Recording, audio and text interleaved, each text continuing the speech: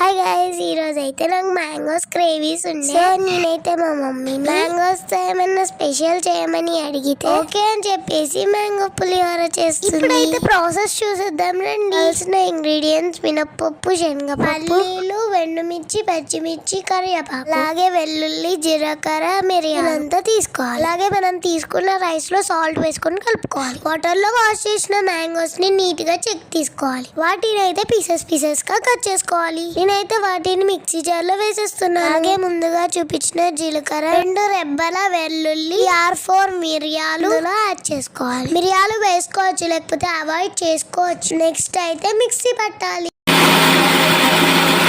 Mango purees ready. Next అయితే stove on చేసి stove మీద కడాయి పెట్టుకోవాలి. కడాయి వేడెక్కిన తర్వాత 2 టేబుల్ స్పూన్ ఆయిల్ వేసుకోవాలి.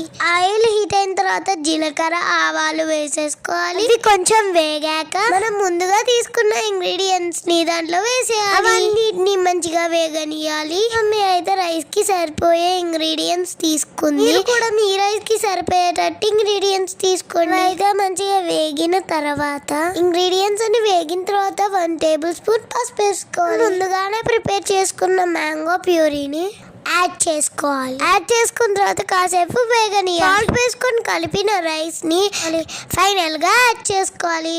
ఆ రైస్ ని అయితే మొత్తం మిక్స్ చేసుకోవాలి. అయితే ఎంతో టేస్ట్ అయిన మ్యాంగో పులిహోర రెడీ. వీడియోస్ మీకు నచ్చుంటే please like, share and subscribe.